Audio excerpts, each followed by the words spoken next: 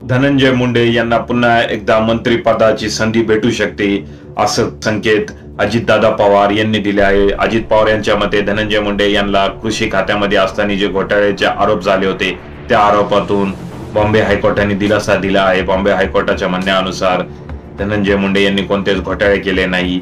या उलट हायकोर्टाने जे याचिकाकर्ता होते अंजलीताई दमाने कोर्टाचा वेळ वाया घातल्याबद्दल 1 लाख रुपये भरण्यास सांगितले आहे कोर्टामध्ये त्यांना।